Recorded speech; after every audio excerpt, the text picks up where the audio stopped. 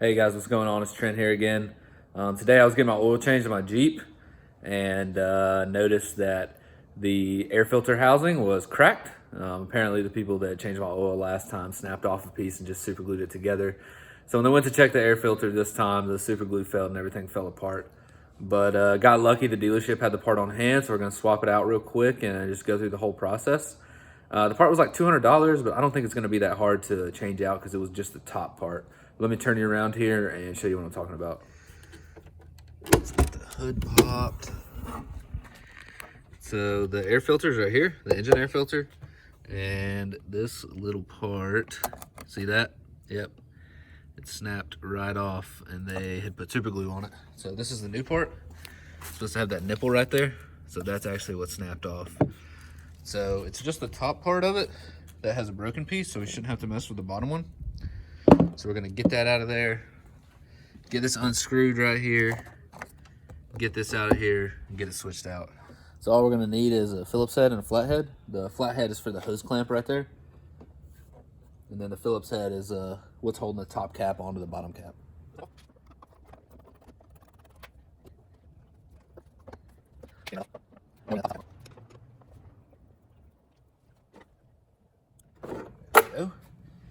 So you actually don't have to take the screws out all the way. That plastic is so thick, you can just get it about halfway.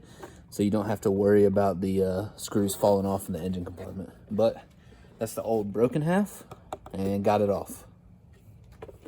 And just so you guys can see what I was talking about, you wanna pop this out right here. Gotta depress that. And that should pull right out.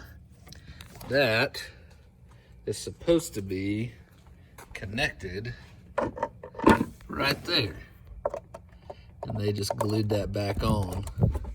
So that part right there is that. So I mean, I see why it breaks off, like that's not very sturdy, but that's the bottom half of the air filter. I think my air filter's fine, but when I bought the new part it came with one, so I guess I might as well replace it. And this one is the bottom half, and thank God I don't have to mess with that. So now I'm just gonna take the top half of the good part and put it right back on there with the new air filter. All right, that was the last screw. So we're gonna take that off just like that. I would highly, highly recommend leaving the screws just in there like that, so you don't have to fiddle around with them when you're going to put it back in. Now, you know what? It is a little dusty in there. Better vacuum it out since I got it open.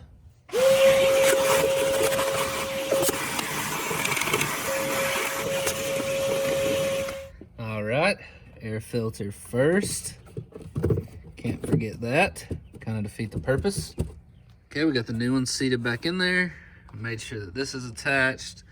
Now we're gonna tighten up the hose clamp right there and then tighten down the screws. All right, guys, we got it on there. Both hoses are attached, and that's really it. That was a pretty easy fix. Apparently that's a really common problem on those air filter housings. But overall, I mean, it took me like 20 minutes to change it out. The part was $200, so it was a little pricey, but it came with the whole assembly. You couldn't just order the top cap.